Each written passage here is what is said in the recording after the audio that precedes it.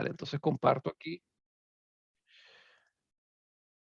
Entonces comparto acá.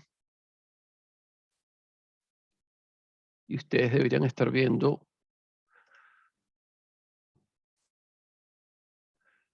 Esto lo vimos. Y nos quedamos acá. Si yo hago acá, en teoría los veo perfecto. Bien. Entonces, bueno, los artículos 4 de la Constitución, o los artículos de la Constitución de la República Bolivariana de Venezuela, que se refieren a la forma del Estado, los vemos en el artículo 4, 6, 136 y posteriormente en el 156, 57 y 158 también. El artículo 4, la República Bolivariana de Venezuela es un Estado federal, descentralizado en los términos consagrados en esta Constitución y se rige por los principios de integridad territorial, cooperación, solidaridad, concurrencia y corresponsabilidad. Entonces vemos que ya sabemos lo que es un Estado federal, vemos lo que es un Estado confederado y entendemos que entonces en Venezuela, en teoría, la Constitución nos establece que el Estado federal tiene ciertas potestades y que eh, los estados, los municipios, los distritos federales o entidades especiales también pueden tener ciertas autonomías, pueden tener ciertas facultades, potestades, siempre y cuando lo establezca la Constitución y diferentes leyes. El artículo 6 nos dice, el gobierno de la República Bolivariana de Venezuela y de las entidades políticas que la componen es y será siempre democrático, participativo, electivo, descentralizado, alternativo, responsable, pluralista y de mandatos revocables. Bueno, esto vemos que en teoría en Venezuela tenemos un carácter democrático o un gobierno democrático. Yo no estoy 100% de acuerdo con esta afirmación. Yo creo que actualmente en Venezuela tenemos una dicta blanda y eso cuando se estudia ciencias políticas te das cuenta que existen ciertos indicadores democráticos. Y cuando no coexisten estos indicadores democráticos, entonces estamos ante la presencia de una democracia blanda o una dicta blanda. A veces yo creo que que en Venezuela existe una dictadura, como existe en China también, pero disfrazada con ciertos beneficios, con ciertos derechos, con ciertas particularidades, pero decirle democrático a lo que existe en Venezuela, 20 años con el mismo régimen, con el mismo partido político gobernando. ¿Es participativo? Bueno, sí es participativo en ciertos aspectos, electivo también, descentralizado. Yo no sé, yo no creo que desde el año 2000 hasta acá tengamos en Venezuela un gobierno que busque la descentralización. Por el contrario, vemos en el gobierno de Nicolás Maduro, en el gobierno de Hugo Chávez, que cada vez buscan quitarle competencias a las entidades, a los alcaldes, a los gobernadores y dárselo al poder nacional. Sobre todo si estos líderes políticos o los líderes políticos de estas entidades pertenecen a la oposición o le crean una alcaldía paralela o una gobernación paralela o una institución paralela a los que les dan los recursos para para mantenerse gobernando y mantenerse con la administración de los recursos. Completamente ilegítimo. Alternativo, yo no sé de qué alternativo estamos hablando aquí, cuando hemos tenido 2 presidentes en los últimos 20 años y de mandatos revocables. Yo creo que el año que viene un referéndum revocatorio nuevamente, lo he escuchado por ahí, ojalá.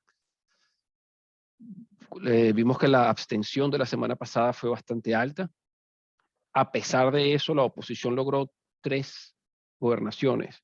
Yo creo que si la gente hubiese salido a votar masivamente, le hubiésemos quitado bastantes espacios políticos a este gobierno. Pero como la gente no sale y como hay pocos testigos en las mesas electorales, pues entonces es muy posible que hayan ocurrido muchísimo fraude electoral. Pero bueno, perdimos esta oportunidad. El artículo 136 establece el poder público se distribuye entre el poder municipal, el poder estatal y el poder nacional. El poder público nacional se divide en legislativo, ejecutivo, judicial, ciudadano y electoral. Esto ya lo hemos hablado varias veces.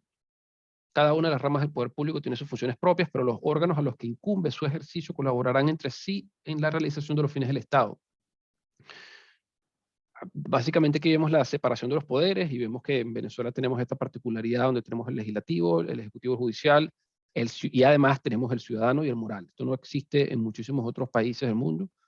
Esto fue una de los inventos de Hugo Chávez y de su constituyente para tratar de darle para tratar de siempre ubicarse en el mismo papel de Simón Bolívar, ¿no? Tratar de quitarle protagonismo a Bolívar y ponerse él como el Fidel Castro venezolano y el eterno, el comandante eterno, ¿no? Es increíble el nivel de egolatría y narcisismo que tienen estos dos mandatarios que hemos tenido en Venezuela.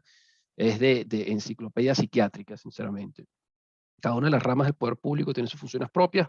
Esto se entiende que el poder legislativo debe crear leyes, que el poder judicial debe juzgar y que el poder ejecutivo es el que debe tomar las decisiones de administración y de gestión pública. Pero es obligatorio que ellos ayuden entre sí. No es que no es solamente que cada quien se encargue de lo que está establecido en la norma, sino que ellos deben cooperar entre ellos para poder, para poder garantizar una gestión pública más eficiente. Entonces vemos, los próximos artículos son el 157, 158, 165. La Asamblea Nacional, por mayoría de sus integrantes, podrá atribuir a los municipios o a los estados determinadas materias de la competencia nacional a fin de promover la descentralización. Esto lo conversé y lo dije en la clase anterior. La descentralización es lo más democrático que puede existir, porque le estás dando verdaderamente al pueblo, le estás dando el poder a las bases. ¿Okay? Y cada vez que el Estado Nacional renuncia a una competencia y se la otorga y se la entrega a la gobernación o al municipio, se está lavando las manos de una manera correcta y les está permitiendo a las personas de las comunidades para que ellos elijan a sus líderes políticos que van a ser los que van a implementar un programa de gobierno afín a sus necesidades, afín a su deseo. Ahí es donde está la verdadera democracia, donde hay una buena cantidad de descentralización. Entendimos anteriormente que es imposible una descentralización pura, una descentralización total sería entonces la coexistencia de diferentes estados y ya nos haría falta el poder federal. Pero entendemos que mientras más descentralización haya, más poder tienen las bases, más poder tienen los alcaldes, los gobernadores. Es más factible que tengan más dinero para invertir en los proyectos de tu comunidad. Artículo 158, la descentralización como política nacional debe profundizar la democracia, acercando el poder a la población y creando las mejores condiciones tanto para el ejercicio de la democracia como para la prestación eficaz y eficiente de los cometidos estatales. Lo que acabo de decir. Artículo 165, las materias objeto de competencias concurrentes serán reguladas mediante leyes de base dictadas por el Poder Nacional y leyes de desarrollo aprobadas por los estados. Esta legislación estará orientada por los principios de la interdependencia, coordinación, cooperación, corresponsabilidad y subsidiariedad. Los estados descentralizarán y transferirán a los municipios los servicios y competencias que gestionen y que estos estén en capacidad de prestar, así como la administración de los respectivos recursos dentro de las áreas de competencia concurrente entre ambos niveles del poder público. Los mecanismos de transferencia estarán regulados por el ordenamiento jurídico estatal. Aquí yo quisiera ver si el gobernador Lacaba, en Carabobo, estaría dispuesto a renunciar a parte de sus recursos, parte de los recursos que él tiene que administrar y dárselo a los alcaldes del estado, y dárselo a los alcaldes de los municipios del estado de Carabobo. Eso es lo que yo quisiera ver, si verdaderamente los líderes políticos que tenemos actualmente están pendientes de fomentar la democracia y la descentralización, o si lo que quieren es mantener una cuota política. Yo creo que ustedes ya saben la respuesta ya. Entonces, así termina la clase de los regímenes, de las formas de Estado. Bien, entonces vamos a pasar ahora con dos cositas que le quería decir. En el transcurso de esta semana, los dos alumnos que no presentaron el examen, los tres alumnos que no presentaron el examen, Monasterio estaba enferma, el otro compañero que tuvo un problema que tuvo un problema con el correo electrónico y la otra compañera que tuvo un problema con su conexión. Les voy a pasar mañana un link para que tomen el examen. Y después de que respondan el examen, ya yo veré cómo vamos a ajustar el tema de tema de las evaluaciones y las calificaciones. ¿Okay? Otra cosa que les quería comentar, antes del domingo, en los próximos días, yo les los voy a dividir en diferentes grupos para que hagan un trabajo de investigación ahora en diciembre, para que no estén todo el día con fiestas y se recuerden de su profesor de Derecho Constitucional.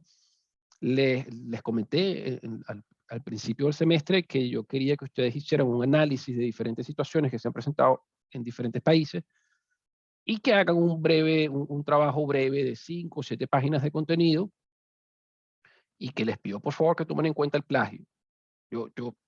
Esto tiene el mismo valor que todas las notas, el mismo valor que cada examen, y si alguno de ustedes comete el error de copiar un texto que escribió otra persona y lo ponen como que si fuese de ustedes y no ponen el nombre del autor, pues entonces yo eso no lo puedo dar una calificación, porque yo quiero que ustedes, si van a copiar un párrafo de otro autor, quiero que ustedes utilicen la doctrina de otro autor, que analicen, que desarrollen, que piensen, que manifiesten, que digan, sí estoy de acuerdo, no, no estoy de acuerdo.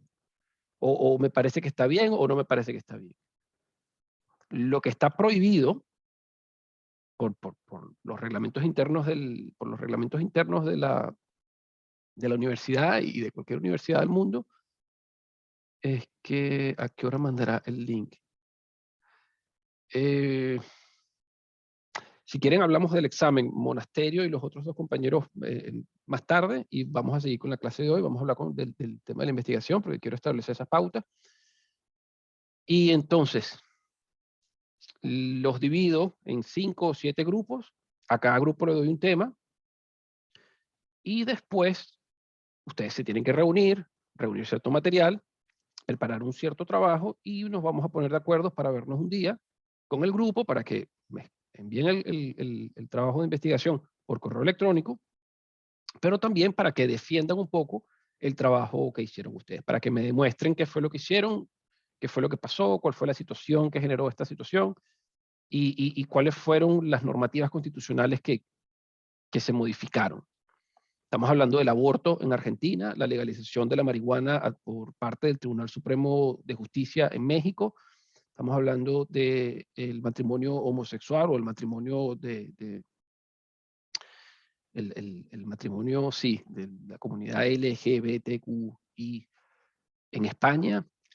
También quiero que vean un referéndum que hubo en Australia hace varias décadas ya, pero quiero que vean cómo se utilizó el referéndum consultivo para preguntarle a toda una población si deseaban modificar la forma de Estado que tenían, y a pesar de todos los pronósticos o en contra de todos los pronósticos, los resultados dijeron que ellos querían mantenerse. Pero después hablamos de eso. Entonces, en esta semana les envío los temas, les envío quiénes son los grupos. Ustedes no pueden escoger los grupos. Yo les voy a decir, mira, fulano, fulano, fulano, fulano y fulano son el grupo 1, fulano, fulano, fulano, el grupo 2, y así progresivamente. No se pueden cambiar, está prohibido.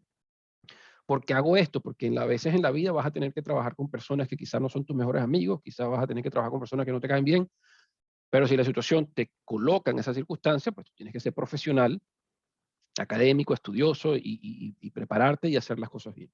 ¿Ok? A lo mejor te sirve para establecer mejores relaciones con las demás personas. Entonces, vamos con el tema número 6. El tema número 6, damas y caballeros. Aquí me están escribiendo. Buenos días, profesora. ¿A qué hora mandará el link? Ok, profesor Samantha, perfecto. Entonces, el tema que vamos a ver hoy es regímenes políticos. Como les comenté anteriormente, el derecho constitucional está muy pegado con las ciencias políticas, con la filosofía política, por diferentes áreas, tiene muchísimos diferentes áreas de estudios que solapan. Entonces, soy uno de los pocos que tiene el derecho de hablar de política. Vamos a hablar sobre cuál es el planteamiento del problema, vamos a ver quién fue Heródoto, Platón, Aristóteles, Sócrates también, las ideas cíclicas de Polibio, lo que es la monarquía absoluta, constitucional, la democracia directa, participativa, representativa. Vamos a ver lo que es un gobierno parlamentario, lo que es un gobierno presidencialista, las características y diferencias de la separación de poderes. Vamos a analizar un poquito lo que escribió Montesquieu, y vamos a ver nuevamente el artículo 136 de la Constitución de la República. Entonces, cuando hablamos de forma de gobierno, tenemos que entender que esto es un término que ha cambiado, que ha mutado, y que en diferentes áreas de diferentes ciencias sociales lo llaman de diferentes formas. Le pueden decir régimen de gobierno, forma de gobierno, sistema de gobierno, modelo de gobierno o modelo político o régimen político o sistema político. ¿Okay? Esto es un concepto esencial de la ciencia política y la teoría del Estado o del derecho constitucional. La filosofía política también estudia esta ciencia. Se hace referencia al modelo de organización del poder constitucional que adopta un Estado en función de la relación existente entre los distintos poderes. La manera en la que se estructura el poder político para ejercer su autoridad en el Estado, coordinando todas las instituciones que lo forman. Hace que cada forma de gobierno precise de unos mecanismos de regulación que les son característicos. Estos modelos políticos varían de un Estado a otro y de una época histórica a otra. Como dijimos anteriormente, cuando estuvimos viendo las formas de Estado, cuando estuvimos viendo el Estado también y el planteamiento del Estado, vimos que cada Estado o cada momento histórico, cada geografía, genera como consecuencia que las instituciones o que el Estado se constituya o se crea tomando en cuenta diferentes variables. En algunos lugares con ciertos factores y nunca se copia de la misma manera. Inclusive cuando hablamos en el derecho constitucional de estos temas, tenemos que tomar en cuenta que es la consecuencia, cuando hablamos de regímenes políticos, de formas de Estado, es la consecuencia de esa lucha política entre el oprimido y el opresor, entre el dirigente y el dirigido. Como dije anteriormente, tenemos unos señores feudales que estaban excediéndose, que estaban cometiendo ciertas atrocidades en nombre del poder y un montón de gente que estaba inconforme. O a veces teníamos un monarca, dictador, que comienza a ser el rey y que hace las cosas bien en un principio, pero que quizá poco a poco se va corrompiendo y la gente se molesta también. Entonces surgen estas revoluciones sociales, revoluciones políticas, una gran cantidad de descontento y por eso entonces va transformándose lo que es el Estado como tal. Porque de repente se dan cuenta que es necesario que se generen pesos y contrapesos, lo que los estadounidenses dicen el check and balances.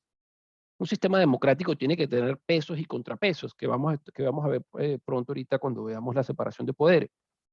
Porque no se le puede dar todo el poder a una persona, pero bueno. La forma de gobierno, hay muy distintas nomenclaturas para denominar las distintas formas de gobierno, desde los teóricos de la antigüedad hasta la edad contemporánea. Normalmente cuando vamos a hablar de regímenes políticos se utilizan tres tipos de clasificaciones. La primera, cuando hablamos del carácter electivo o no de la jefatura del Estado. Ahí te dice si es una república o si es una monarquía. Cuando estamos hablando de una república es porque tiene un carácter electivo, porque hay un grupo de personas que escogieron a los líderes políticos que van a tomar estas decisiones. Cuando hablamos de las monarquías, no estamos hablando de un carácter electivo, estamos hablando de un grupo de un monarca que llega y que se pone y que se convierte pues en el poder constituido, en el poder absoluto quizá. La segunda forma de clasificar los regímenes políticos es dependiendo del grado de libertad que tienen las personas. Entonces ya no estamos hablando de si es república o si es monarquía, aquí básicamente estamos hablando de si estamos ante una democracia o si estamos al frente de una dictadura. La democracia como tal, la democracia es un término que se utiliza actualmente para darle esa característica de pluralidad, esa característica o esa facultad de que las personas que tienen una voz disidente no sean oprimidas por el gobierno y que puedan de esta manera vivir y que sus derechos particulares sean respetados igual que las personas que quizás sí están a favor del gobierno. El grado de libertad, de pluralismo y participación política define esta otra clasificación, entre sistemas democráticos, autoritarios y totalitarios, según permitan en mayor o menor grado el ejercicio de la discrepancia y la oposición política, o bien niegan más o menos radicalmente la posibilidad de disidencia, estableciendo un régimen de partido único o distintos regímenes excepcionales, como las dictaduras o las juntas militares. Tampoco podemos caer, perdón, es que la silla tiene un cierto problema.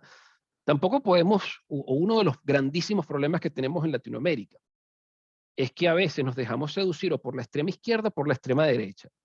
y después cambiamos de un dictador de izquierda a un dictador de derecha.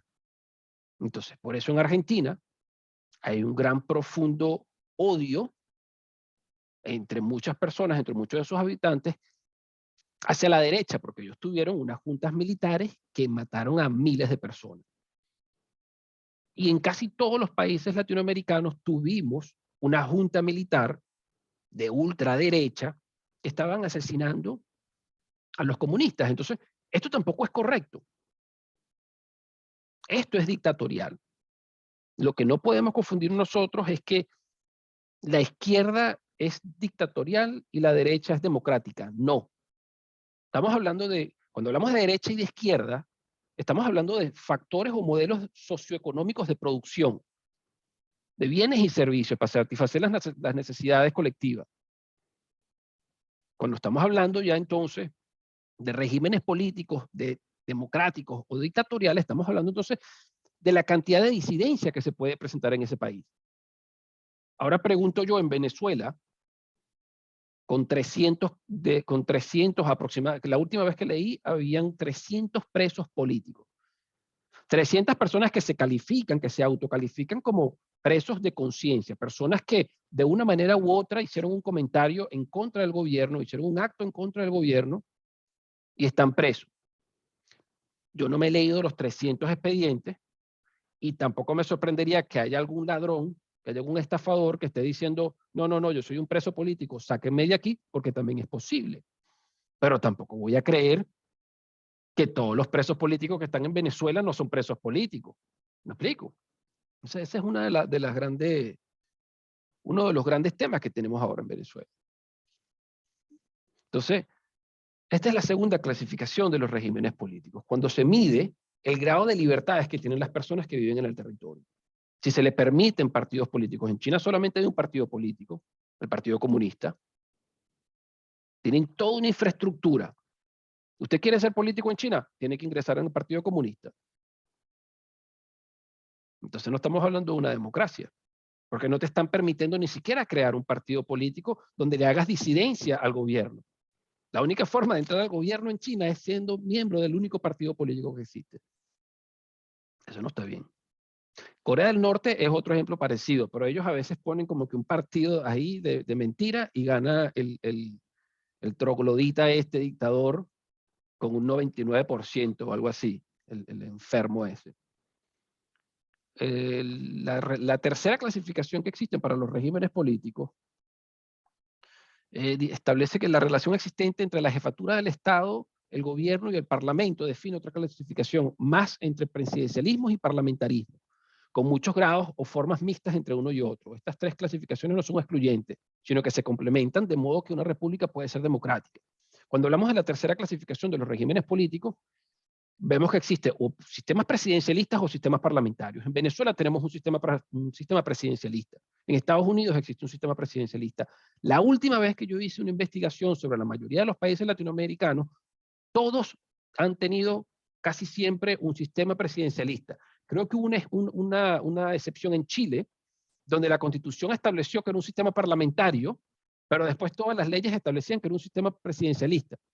Entonces, ¿cuál es la diferencia de un sistema presidencialista y parlamentario? Lo vamos a ver nuevamente. Lo que quiero que entiendan es que existen entonces estas 6 formas o estas 6 diferentes formas de clasificar a los regímenes políticos.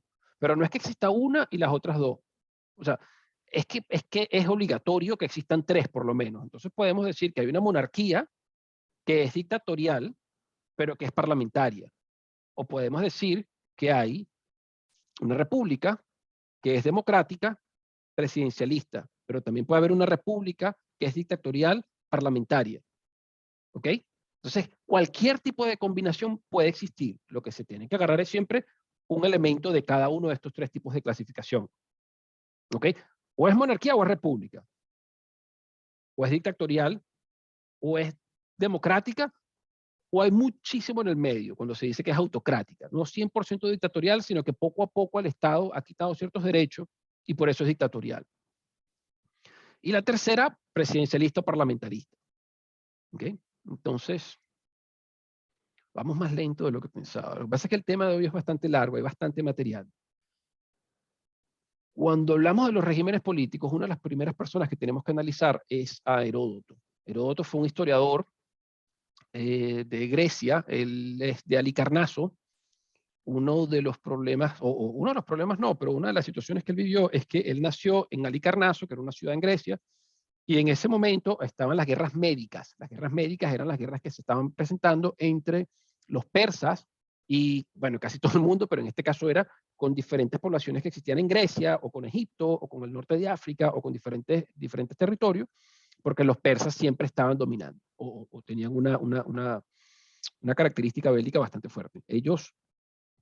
Los, los persas se apoderan de Halicarnaso, y en ese momento llega un tirano, no me acuerdo ahorita el nombre del tirano, lo podemos buscar después si quieren, pero este tirano es bastante fuerte, le quita los derechos o toma medidas que son bastante dictatoriales ahí en Halicarnaso. El tío de Heródoto participa en una insurrección política que existe en contra del gobierno persa que está en Halicarnaso, y lo asesinan, lo matan. Entonces el gobierno de los persas que estaba en Halicarnaso, en esa ciudad, en esa población, en ese momento, expatria a la familia de Heródoto, les dice, tienes que ir de aquí, y Heródoto se va de Grecia. Él comienza a viajar por todo el mundo, se va para África, pasa por Atenas, y cuando pasa por Atenas, se queda completamente enamorado de lo bien que estaba funcionando la democracia en ese momento. Cuando Heródoto pasa por Atenas, estamos hablando entonces de lo que se llamaba en la antigua Grecia la edad de oro de Pericles. La edad de oro de Pericles fue el boom filosófico y económico de Atenas. ¿Okay? Esto no duró toda la vida.